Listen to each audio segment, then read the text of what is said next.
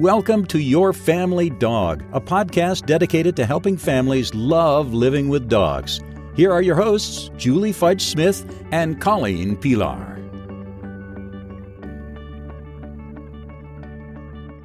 Hi, and welcome to Your Family Dog. I'm Julie Fudge Smith, and I'm here, of course, with Colleen Pelar. And today we have a special guest, Dr. Michael Morales.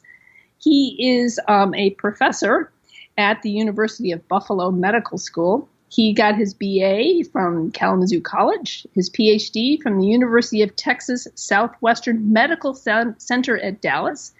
He did postdoctorate fellowships at the University of Washington in St. Louis and at Duke University. And now he is the research assistant professor of physiology and biophysics at the Jacobs School of Medicine and BioMedical Sciences at the University of Buffalo. He's the director of the endocrine course for the second year medical students at the university. So he has agreed to join us today to talk about the immune system as well as the endocrine system in dogs. So thank you, Mike, for joining us today. We're very excited to have you on board. So Colleen, you have the first question. Well, I am going to ask the first question based on human colds and dog colds, and how they're rarely, if I have a cold, my dog rarely gets sick. Why is that? Well, because the viruses that infect the human don't infect dogs. Most viruses that infect humans actually came from animals. For example, smallpox was derived from cowpox. Flu came from pigs and birds and such. And the fact is we're not influenced by the same viruses. It's a matter of our biology being different. Also, the manifestations of viral illness are much different in humans than in a dog. Dogs rely so much on their noses. You can imagine a virus that affected the way a dog smells would quickly kill the dogs and not really get very far, whereas a human can survive without their sense of smell. So it's really just a matter of our biology, where, it's for the same reason we can't share blood, for example. Mm-hmm. Okay. Also, too, there are also, for example, like with parasites, there are very few parasites that go between species because they're more host specific. So, right. Parasites tend to be host specific. Right. So they don't share most of this, like the worms that your dog gets are not the worms that we're going to get, kind of thing. And I think that's because they all adapt to a particular environment. Yes. They've got their own life cycles. What it boils down to, yes. Okay. So, are there major differences between a human immune system and a canine immune system, other than like what affects it, but the basic systems, working? Is it pretty much the same software running the code? Essentially, yeah. So the immune systems are very similar. They're very similar in most mammals anyway. But the viral and parasite loads are quite different. Again, that's a matter of the viruses and the parasites, not the host immune systems. The host immune systems are adapting to whatever they're exposed to. And that has to do with our biology other than the immune system. So the immune system provides a defensive part. Okay, so that brings me to one of the things that I think is important to understand about the immune system is why is it that vaccines work in an immune system? What actually happens with a vaccine in the immune system? So the immune system is really miraculous because it is set up for almost every possible infection you can get. And the numbers are almost infinite. It's really remarkable. And so you get you or your dog gets infected with a virus, and your virus is progressing and replicating and living inside you. And your immune system recognizes an invader and starts to race against it. And so you've got a race. Your immune system is going and the viruses are going. And if the viruses win, you or your dog may die. And if your immune system wins, you survive. So it's a pretty high stakes race. The idea with a vaccine is you take something that might be an invader, like a common virus, and you either kill it usually through heat treatment, or you attenuate it somehow so it can't infect you. And then you inject that into the person. Your immune system says, aha, here's the invader, and it gets ready. So once it's seen an invader, it's primed against the next attack. Okay. So that when that real attack comes along, the immune system's not starting from scratch. It's ready to go. Okay. So, for example, like rabies, which is such a serious disease. I mean, if you get rabies, you don't live. Right. I think there's only like 2 or 3 noted cases of people who've actually lived after getting rabies. Right. So your system, they isolate the rabies. It's a virus, right? Right. And they give it to your dog, who's more likely to run into a raccoon or a bat or whatever that has rabies. So why do you have to have booster shots? If your body has prepared the defenses against this particular disease, why do you have to boost it? Because I'm assuming that the rabies virus itself does not change all that much, or does it? No, I don't think rabies is one of the ones that does, although there's some viruses that does happen. The main issue is that it wears out. You're primed, but that priming can be reduced over time. And rabies is so serious that you want to continue to have the immune system ready to go with fresh antigen and a fresh mode of defense. And so and this is empirical, so you don't know ahead of time what booster schedule you're going to need to do. You need some experience with a vaccine. But with something as devastating as rabies, you make absolutely sure and have fairly frequent vaccinations. So as your immunity wears off in time, you'll be ready to go. We see this happening with latent chickenpox in humans. With shingles. Shingles, yes. So as we get to be close to our 60th birthdays, you need a new vaccine, even though you've been exposed to chickenpox, because your immune system essentially forgets. Right. And so by boosting it, you can prevent that. Right. And shingles is really painful, so you definitely want to do that. And also, getting back to something like rabies, is what I find interesting about rabies is, it is required by law that your dog be vaccinated against rabies. And this is a public health issue, not just for dogs, but for people as well. Right.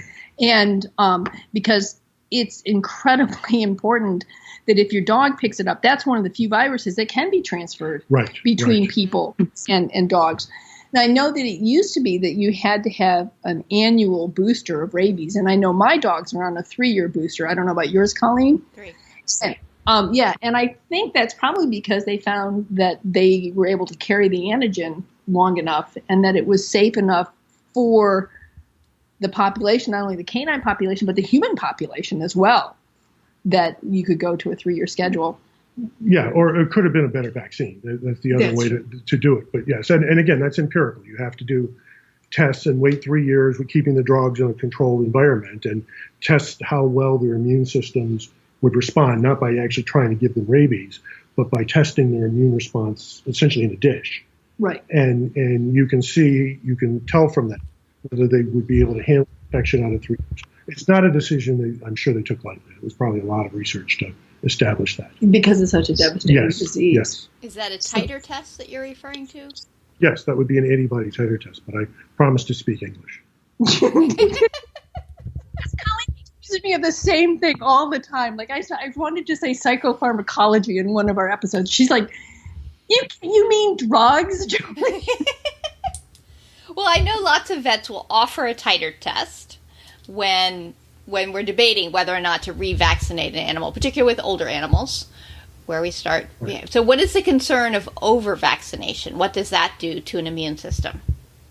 Well, you could overprime the immune system so that it either recognizes things it shouldn't recognize. The immune system, as amazing as it is, in many ways it's kind of a blunt instrument.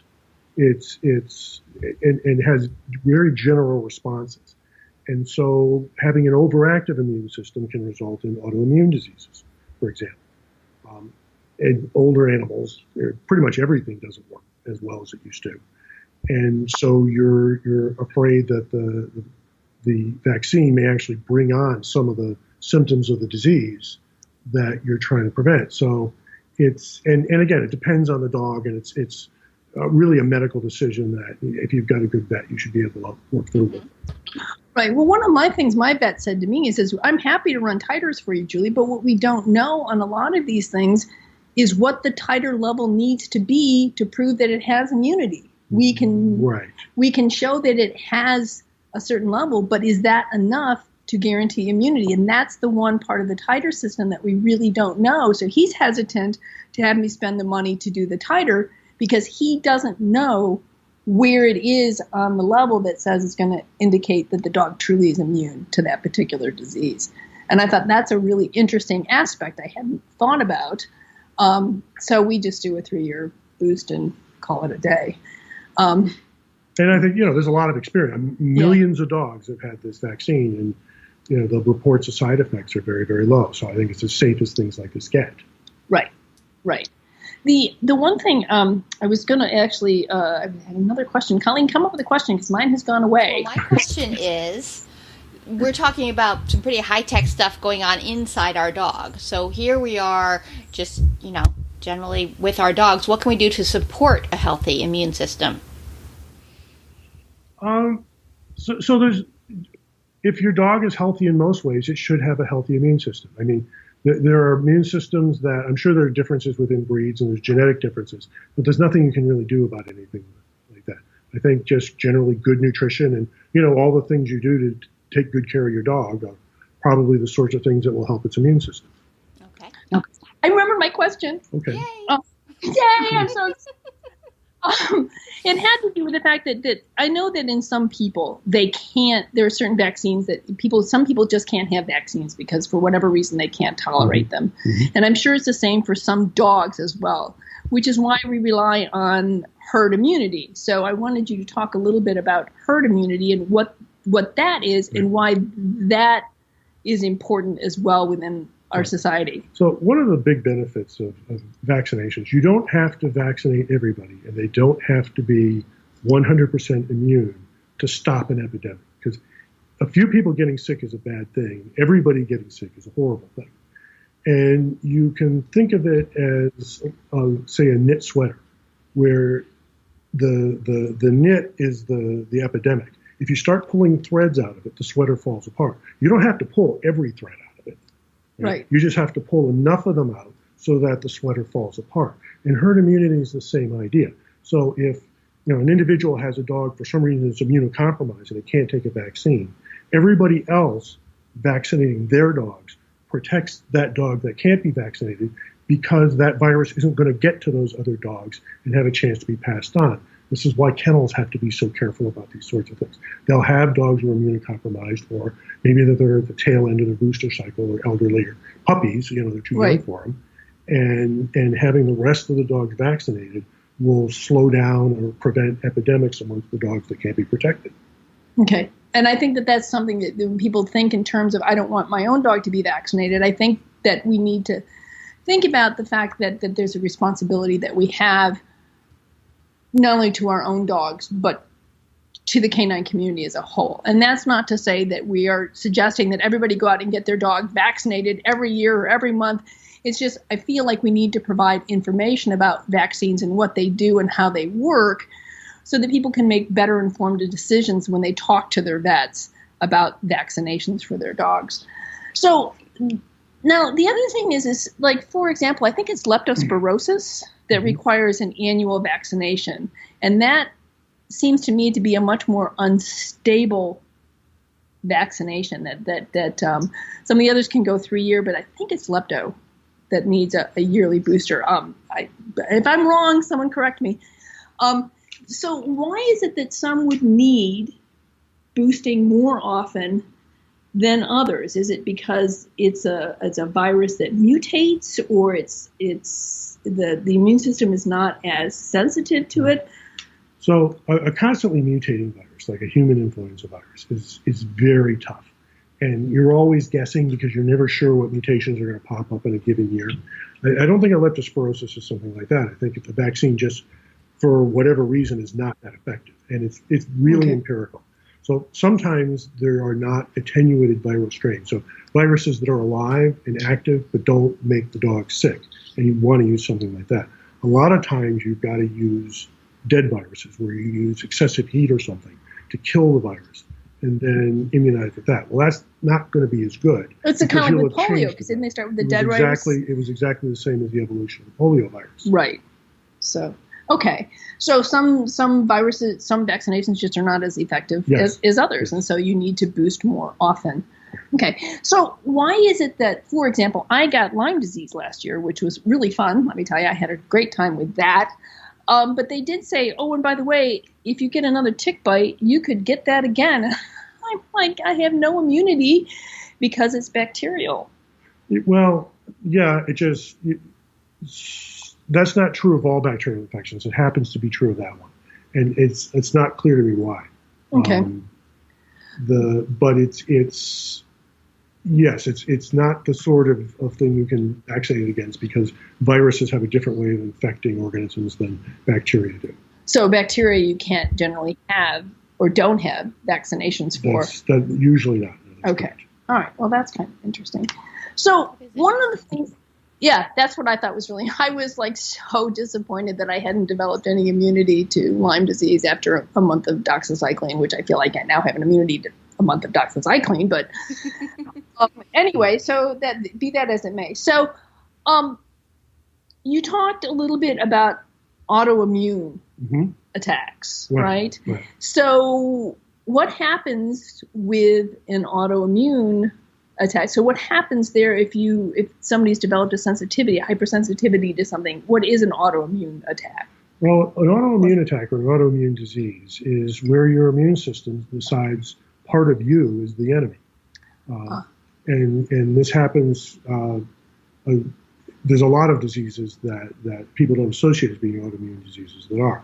Isn't lupus one of them? Lupus is an autoimmune disease. It doesn't involve the endocrine system, but type 1 diabetes is an autoimmune attack on the cells in the pancreas that produce insulin. Hashimoto's thyroiditis, the most common form of hypothyroidism, is an autoimmune attack on the thyroid gland. Graves' disease is a different kind of autoimmune attack on the thyroid gland. Addison's disease, which is a form of hypocortisolism in the adrenal glands. I'm not speaking English anymore, am I? I think both Graves and Addison are fairly common in dogs, right? I think they are, yes. And I know that the dogs also suffer, from hypothyroidism as well. That's fairly common. Right. But I've never heard it called Hashimoto's with dogs. No. I have fibromyalgia. Do we think dogs get fibromyalgia? It would really be hard to tell, because you can't really be diagnosed with fibromyalgia unless somebody describes it to their physician. And that's how the physician decides you have fibromyalgia. Yeah. I don't know, unless you have a really smart dog, I don't know how you get them across. Just go, boy, that dog is cranky. Oh, yeah, I know why. That's how it manifested in Colleen. Everything hurt, and she was cranky. Oh! That's right. So, Zuzu, you were being awfully cranky today. So autoimmune, that's sort of the crossover between then the immune system and the endocrine system is when this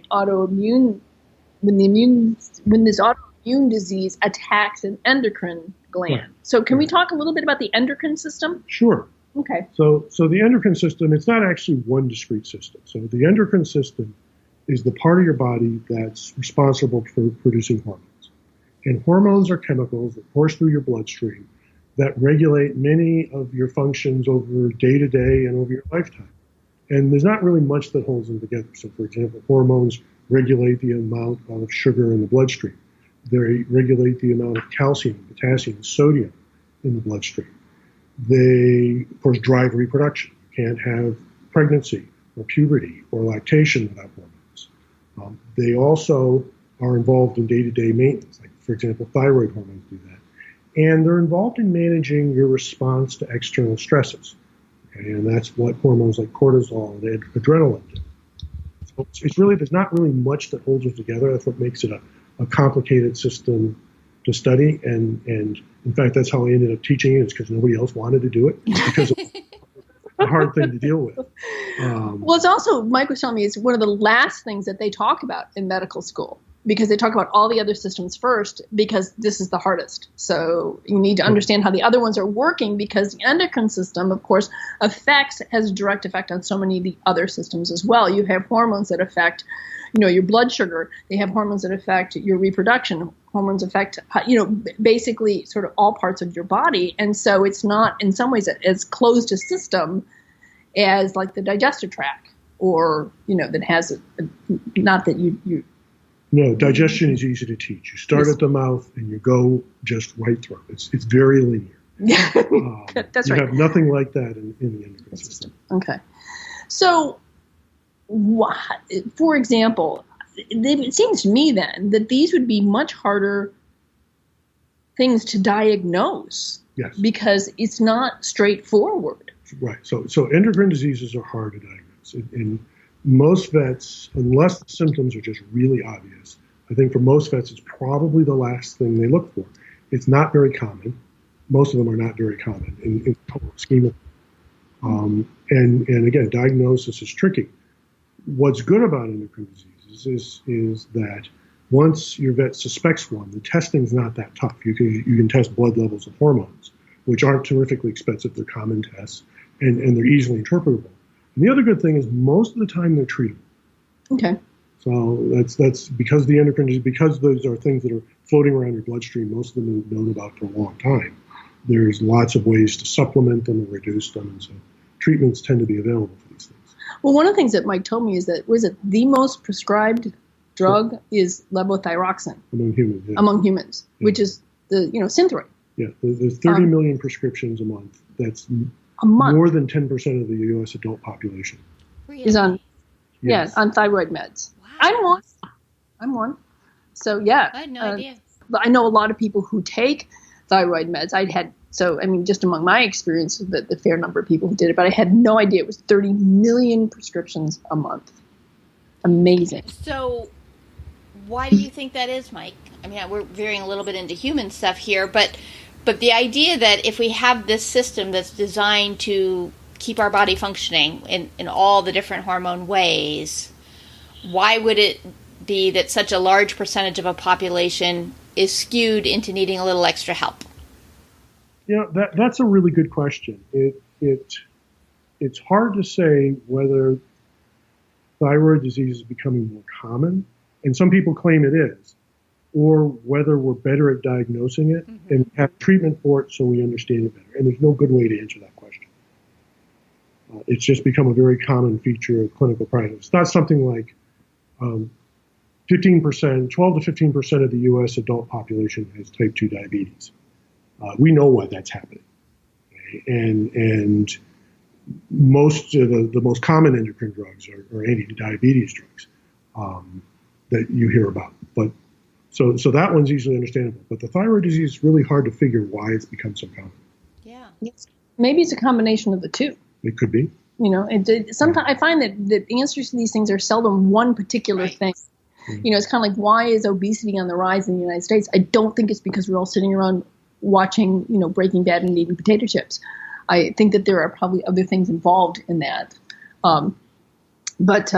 So the endocrine system, for example, I think that there you gave me a really interesting example of what the endocrine system regulates. If you want to talk about the chihuahuas, that's really interesting. Okay. So anybody who studies biology and thinks about dogs at all, so you take the Venn diagram of biologists and physiologists and people who spent their lives around dogs, and you start to think in dogs this way, and you don't necessarily have to have a PhD to look at a Chihuahua or Pomeranian and compare them to a Great Dane and think, really, those are the same animal? Mm-hmm. and they are. So one of the things the endocrine system is well known for doing is it regulates growth. And it regulates growth in sort of a broad sense. So growth isn't just a matter of getting taller, but growth is a matter of maintaining your tissue mass. Okay, and during puberty, of course, that gets bigger. Ideally, it doesn't get much bigger after puberty, but it still has to be maintained.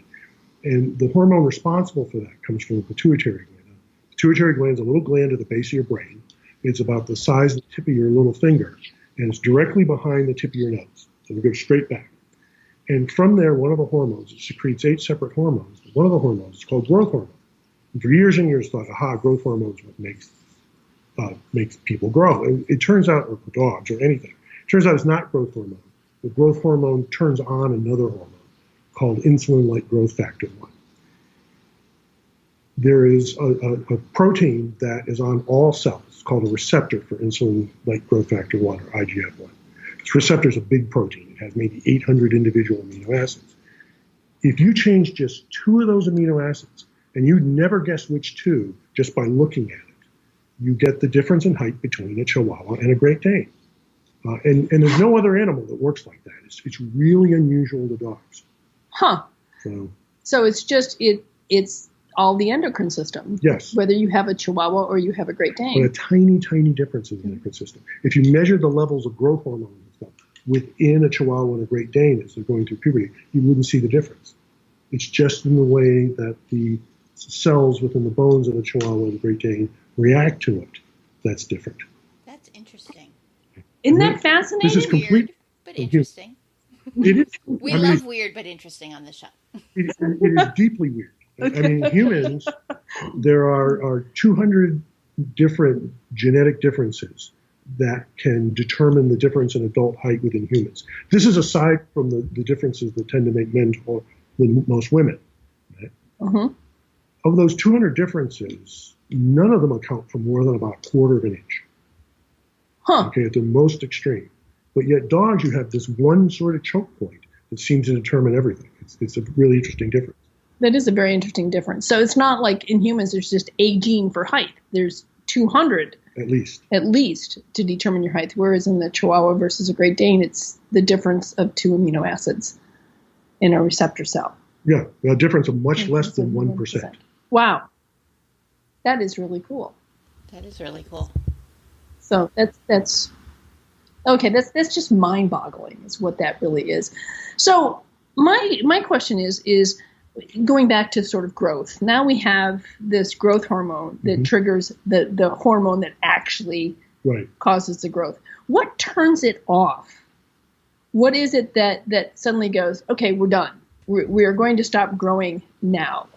Okay, so nothing really turns it off. It's a matter of more and less, right? And we do stop growing, and that's because the cells in the bones that grow, that divide to make bones longer, are sensitive to reproductive hormones, especially estrogen.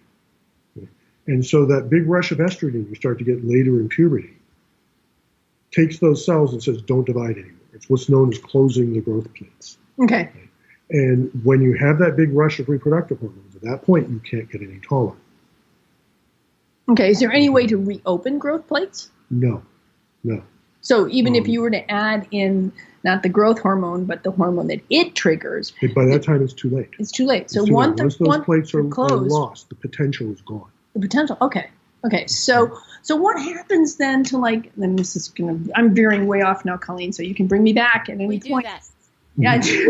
So what happens to weightlifters and bodybuilders who take these growth hormones to really boost themselves up, these steroids and stuff, in the hopes to... So steroids and growth hormones aren't the same thing. Okay. So what they call steroids are what endocrinologists call androgens, or androgenic receptor antagonists, but that's not in English. And those are variations of testosterone. And testosterone will cause muscle to build, but it won't actually make you any taller. Okay. Hopefully most of these bodybuilders are well beyond puberty when they start to take these things. Growth hormones do much the same thing. They will help you build muscle. Okay. And that's why they take them. It is worth considering there is a population of humans, they're called Larin dwarves, and they have mutations in the receptors for growth hormone, and the way growth hormone interacts with their cells. They're native to Ecuador, the Larin dwarves, right? Okay. And they're short, but cancer and diabetes are unknown to them. They live a very long time, and they never get cancer, and they never get diabetes. So people ought to think a little bit before abusing growth hormones. It may be a cost. That's interesting. That is interesting. And so we have growth hormones and we have steroids, and which brings me to the use. I mean, some people get really anxious about the use of steroids with their dogs, the use of prednisone or something to relieve pain or stiffness or whatever. And my vet said, it's a miracle drug, and every dog should have the opportunity to use it if need be, but it needs to be used with caution. So you want to talk a little bit about what happens with steroids, okay, and why it is you need to use them with caution. Right. So the first thing about steroids that's important to understand is that based on tiny differences in the chemistry of a steroid, it can do something completely different. So you've got steroids involved in reproduction. You've got the testosterone and estrogen. And you've got steroids involved in controlling stress responses, like inflammation. Okay. And those are based on the steroid hormone cortisol. It's very different. And there's no cross-reactivity. So when you hear steroids, it's important to understand there are different kinds of steroids, and the kind of pop culture names for them may not be appropriate. So prednisone is a chemical, it's a chemical similar to a hormone called cortisol, which helps control stress response. So that, and stress response is normal. So we people oftentimes think of, well, the endocrine system is what causes stress. But it's not really what causes stress. It's what controls stress. So, and the stresses can take a lot of forms. It can be an illness where you've got an immune system that's just going crazy and attacking things and can get out of hand. You can get runaway inflammation. A lot of people think this is partially what's going on in fibromyalgia. You can get, stresses can be something simple, like, the mailman is a threat. And that sets off the endocrine response, and the dog has a stress, and it responds by barking, and its epinephrine levels go up, its adrenaline levels go up, and they go back down, and that's all perfectly normal. In fact, it's healthy. You need some stress. When you're... I'm sure the mailman doesn't feel that way. Well, but the mailman has the same stress response. It's really sort of a nice thing. And some mailmen do. Eventually, mailmen just learn to ignore it, I'm sure. But, but if a mailman comes every day, stress response can go up and stay up, and that can be kind of a bad thing. Okay. If you have, say, 20 minutes, if you get a lot of Amazon things, you can really drive your So sometimes your endocrine system can't effectively control the immune response. The immune response is just too much for it. And so you supplement it with prednisone. Okay? And prednisone is a great drug. It really is a miracle drug. It has a lot of effects. So its major effect in most cases will be to reduce inflammation. So, and inflammation can cause pain. And a lot of times it doesn't seem to have a medical or physiological point to it. It just is causing suffering. And prednisone is very effective at taking this away. It also tends to promote a sense of well-being and has a lot of other beneficial effects.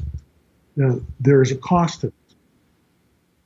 When you give a dog, or a person for that matter, prednisone, you are giving it at a higher dose than they naturally make. That's why you had to give it in the first place. And what you do is that the body's control systems says, oh man, there's a lot of cortisol here. I've got to make less. And so it shuts down your adrenal gland's ability to make its own cortisol. Oh, okay? I see. And so the dog takes prednisone for a period of weeks. And then if you've ever done it, you'll say 3 pills a day, and then it'll be 2 pills a day for a week, and then 1 pill, and then half a pill. He'll have you step down. So what you're doing is you're gradually reducing the artificial cortisol. And the dog's pituitary gland says, oh, that cortisol is going down a little bit. Better crank it up and make a little more. And give it some time, because it can't just do it in a minute. It takes days for this to happen. Okay? Whereas if people say, well, the dog seems fine, I'm just going to stop giving him these pills because I'm worried about steroids. Well, now all of a sudden the dog's making no cortisol at all because you caught the pituitary by surprise, saying, wait a minute, we've got to make more cortisol, but you just can't turn that right on. It takes a few days to occur. At that point, you're leaving the dog open to all sorts of terrible things. It has no physiological ability to handle stresses. So if another infection, say, comes along, you've got a big immune response. Okay, the dog's a sitting duck for all sorts of terrible side effects because it doesn't have its endocrine system in place to handle them normally. Okay. It's really helpful. I have never heard it explained that way before, but that makes tremendous sense, and I've been guilty of not giving the last couple of days of prednisone. Yes. Oh, sorry, Enzo. But yeah, I mean, it was a week or 10 days or something, and he was so much better, and I thought, oh, he's good enough. We can, we had been tapering, but we had not gotten down to the very end, and now I realize that there was a risk to that, but I was thinking of it more from the aspect of pain as opposed to the endocrine effects of it. So thank you for that. The major dose of guilt I've just had through my body, I'm not thrilled about, but my dog will be happy if ever he needs prednisone again, that I have more knowledge. Well, the other thing is I found, too, is that prednisone was really helpful for end-of-life comfort for two of my dogs. For Rebel, who had myelin degeneration, which means, in English, he had a neural disease, the mylar sheath, which is, how do I explain that's it? English? It's the coating around nerve cells that acts much like the insulation of a wire. Okay. The coating on the nerves of his spinal cord were deteriorating, and that always goes posterior from the tail to the head. And the prednisone that he was on for the 3 weeks between diagnosis and the point where we needed to put him down gave him a quality of life he would never have had otherwise. It reduced the inflammation so he was able to walk for that first week. He was comfortable enough so that we could wait for Ellie to get home from college to say goodbye to her dog. And he could sit in the living room and eat popcorn while we put the Christmas tree up. So it gave him a quality of life up until the very end. And I was really grateful for that. And the same thing for Buckley when we realized that his cancer had come back and that we were not going to be able to save him, but we were able to keep him very comfortable for the last 2 to 3 weeks of his life by having him on a daily course of prednisone that we didn't drop down because we knew that it wasn't going to be necessary. So I think that not only is it important for dogs who have individual issues that we have to take care of and they have a life ahead of them, but it's also important to understand it can really provide for a quality of life at the end that would not be there otherwise. So that was a great explanation, and thank you very much for that. Yeah, that was really helpful. Do we have anything else we need to discuss about the immune system or the endocrine system that you think family dog owners need to know? Well, I have one question. It's a little off topic from where we've been, but it's with the idea of the endocrine system shooting out the cortisol or the adrenaline. Like, oh my gosh, there's a problem. From the aspect, again, of just your general pet owner, what are the things that we can do to help speed the effects of reducing the level of adrenaline in a revved up, excited, aroused dog? There's nothing you can do, really. I mean, so adrenaline actually clears from the bloodstream very quickly. If you think of, a thunderclap going off, I actually, in my classes, I'm known for picking up a folding chair and throwing it across the room and yelling at the students that we're going to have a pop quiz, and they're all terrible students and stuff. And you just see the horror on their faces. And then I tell them, check your pulse. And it's always going rapidly, and feel how quickly it goes down. So it revs up very quickly. That when I have a Jack Russell Terrier, I know how quickly this can happen. But the man hits the door, and it's less than it seems like a second or two, but it goes away really quickly. It's part of the dog's natural physiological response, and it starts in their central nervous system, it starts in their brain, and as soon as they perceive that whatever's happening is no longer a threat, they'll calm down. There's no real way to chemically manipulate it that's really desirable. Okay, but doesn't it can have a residual effect? Because it seems to me that some dogs they will get aroused when playing, and then they get so aroused they spill over into aggression, right? It seems like it takes them almost 24 hours to come completely down. Does adrenaline have a residual effect? No, but it can be the effect of chronically high stress. So adrenaline is a fast stress response, and it's our way of handling, or dog's way of handling immediate stresses. So a bear is attacking, or a big dog is out there, it's going to attack. And so that's your adrenaline response. You're living in a neighborhood full of big dogs, and every time you go out for a walk, there's big dogs that are going to get you. That would be more of a cortisol thing. It's slow, it's long term. Now, one of cortisol's effects is to allow the dog to make more adrenaline. Oh. So if the dog's constantly stressed, then they're going to be more hair triggered. So, but this all has its origins in behavior, right? Because these things, the big dog may never attack. So it's perception. And if you think about it in biology, it has to be that way. You can't wait to get attacked by a lion to know that the lion's dangerous. you have to have some sense that that's going on first. And so by being able to anticipate that, you ramp up a stress system ready to handle that attack, to be ready to move quickly, to supply extra blood sugar, to get your immune response ready to go. It has all these effects. And it dampens your reproductive system. It can do a lot of things. So all these effects to handle this danger. Right?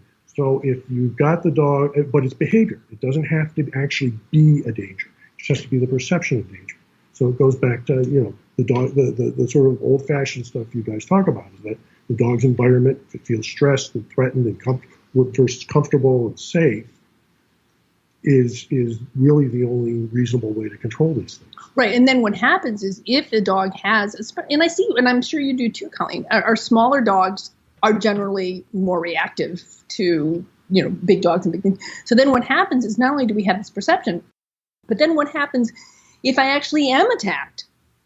Then things are just, the dog is ramped up even more all the time because the perception has come true. Right. And that makes things even more difficult. I was thinking about a client of mine that his dog was a miniature schnauzer mix thing, and it was maybe 25 pounds. So he's not a tiny dog, but not a big dog either. They were leaving the dog park when a dog just came around the corner out of the blue and just nailed him. And he had a big gash in his side and so on and so forth. And from that point on, this dog was terrified. Well, you could see the trauma increase. Not only was he was, for a while, he was terrified of big black dogs, and then he just became terrified of dogs.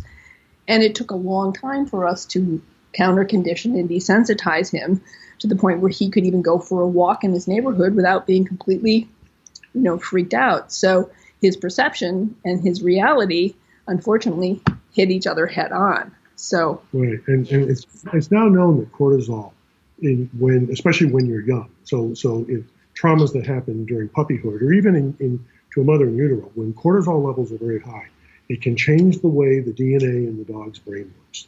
Yep. In a way that almost never reverses. So you can never really take that stuff away. All you can do is kind of learn to manage it. Right.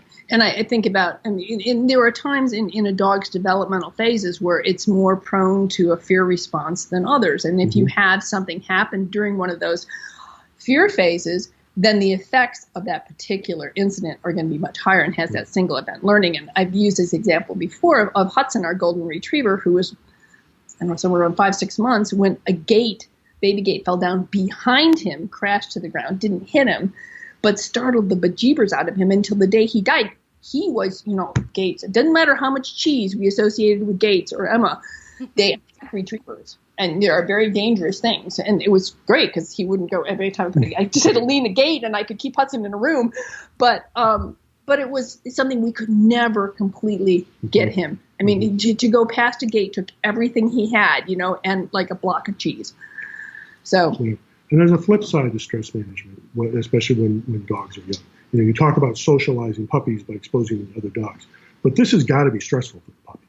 Yes. But that's a good thing. So you can't just take a puppy and protect them from all stress, because that has effects on brain chemistry that are permanent as well. And the trick is to have the right amount of stress. And this is true in puppies and humans and everything. You can't live without stress. You absolutely need stress to have normal brain development, but too much is a problem. And so, even though the socialization process, if you're a little concerned about big dogs and you're a puppy, everything is a big dog. But they still kind of have to go through it to have their brains develop in a normal way and be able to handle these levels of stresses. Good point. But you're right. It's finding that balance between too little and too much and what's just right. Yeah. And you know what? You're going to err sometimes. But in general, if you get it right and have your dog have a lot of different experiences, then it's the quantity of experiences will also help to regulate the quality of any individual experience. If you've only had 5 experiences with, people or dogs by the time you're 4 months of age, you don't have a lot of things to draw back on. But if you've met 100 people and 25 dogs, then you have a lot more experiences, and the bad ones are going to be modulated a little bit more. So, well, thank you, Mike. I think that was terrific. I think I understand the immune system and the endocrine system a whole lot more. And Good. So thank you. That was very great. And we'll see you all next time on Your Family Dog. Thanks for listening to Your Family Dog. Got questions? Interesting ideas? Colleen and Julie would love to hear them. Call 614-349-1661 or visit www.yourfamilydogpodcast.com to share your thoughts.